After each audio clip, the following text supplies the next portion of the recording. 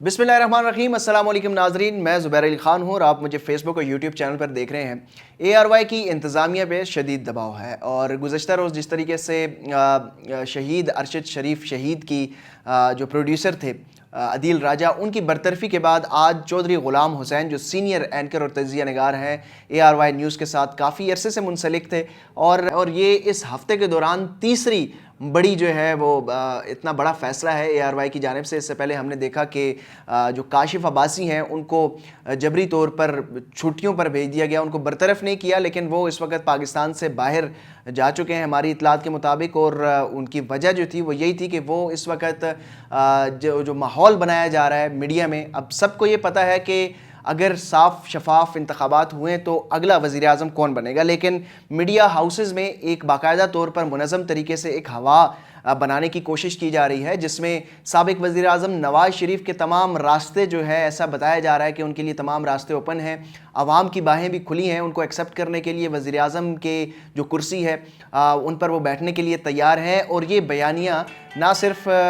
Media में बल्कि social media के ज़रिए भी बनाने की कोशिश की जा रही है, लेकिन कुछ एंकर्स ने इसके ऊपर रजिस्ट किया है और ये रेजिस्टेंस जो है वो काशिफ़ अब्बासी साहब इतने अरसे से कर रहे थे, लेकिन जब मामला अरशद शरीफ शहीद पर आया तो फिर वो ना रुके और उनको पहले तो यही दबाव था कि उनको भी बरतरफ कर दिया जाए, लेकिन फिर ये फ़ैसला हुआ कि नहीं, उनको छुट्टी पर भेज दिया जाता है। और उसके बाद जो है वो अदील राजा को कुर्बानी का बकरा बनाया और उनकी भी बरतरफ़ी काफ़ी अरसे से डिमांड थी, वो डिमांड अब मुकम्मल हो चुकी है। अब चौधरी ग़ुलाम हुसैन का नंबर आया है। हमारी इत्तलात ये है कि ARY से मज़ीद एंकर्स की भी बरतरफ़ी के ऊपर जो है वो काफ़ी ख़बरें आ रही हैं, लेकिन इस हवाले से अभी फ़ैसला नहीं हुआ। बुध के रोज़ तकरीबन 2 रोज़ पहले जो है वो ARY के जो मालिक हैं वो इस्लामाबाद में भी आए, पाकिस्तान में इत्तलात के मुताबिक 6 घंटे तक यहाँ पर रहे और फिर वो जो है वो चले गए और यहाँ पर अहम मुलाकातें हुई हैं। उस मुलाकातों के दौरान कुछ मामलात उन्होंने तय करने की कोशिश ज़रूर की है और उसमें अब जो नई भर्तियाँ होंगी वो भर्तियाँ वो चेहरे होंगे जो जब आप टीवी स्क्रीन पर देखेंगे तो आपको पता चल जाएगा कि ये भर्तियाँ कहाँ से हुई हैं और कैसे हुई हैं। तो मामला सिर्फ ARY का नहीं है, कुछ और भी इदारे हैं जिनके मालकान के ऊपर काफ़ी ज़्यादा दबाव है और कुछ इदारों में फ़ाइनेंशियल क्राइसिस का बताया जा रहा है और कुछ इदारों में जो है वो कुछ और वजूहात और सेंसरशिप की वजह से ये मामला क्रिएट किया जा रहा है। उसकी बड़ी वजह जो है वो आज सुप्रीम कोर्ट ऑफ पाकिस्तान में जो चीफ़ जस्टिस हैं जस्टिस काजी फ़ाइज़ ईसा, उन्होंने भी ये कहा कि इंतखाबात के हवाले से मीडिया के ऊपर जो मनफी बकौल उनके मनफी प्रोपेगेंडा चल रहा है वो नहीं होना चाहिए और इलेक्शन कमीशन जो है इस बारे में गौर करे और अगर कोई मॉनिटर करे और अगर कोई ऐसी शिकायत आती है तो वो शिकायत सुप्रीम कोर्ट में रजिस्टर्ड भी करे। तो मामला ये है कि पाकिस्तान में जितने भी इदारे हैं उनको पाकिस्तान टेलीविज़न बनाने की कोशिश की जा रही है। नई हिदायत तमाम डायरेक्टर न्यूज़ ब्यूरो चीफ साहिबान को पहुँच चुकी है और एंकर्स को भी ये हिदायत दे दी गई हैं कि आपने इंतखाबात के हवाले से सिर्फ़ और सिर्फ मस्बत रिपोर्टिंग करनी है। और इस हवाले से कुछ एंकर्स अभी तक रेजिस्ट कर रहे हैं और अगर उन्होंने रेजिस्टेंस इसी तरह शो की तो उनको भी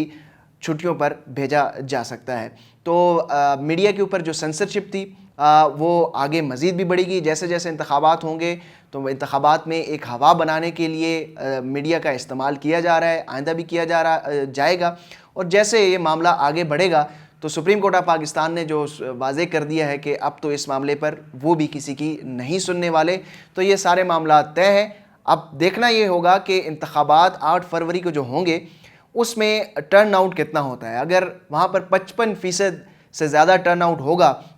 तो फिर मेरा ख्याल है कि इलेक्शन मैनेज करना इतना आसान नहीं होगा। 6000, 7000, 8000 वोट जो है वो मैनेज किए जा सकते हैं, लेकिन अगर डिफरेंस और विनिंग मार्जिन जो है वो 25-30 हज़ार 40 हज़ार का होगा तो वो मार्जिन को कवर अप करना इतना आसान काम नहीं होगा। उन नताइज को अगर कोई मैनिपुलेट करता है तो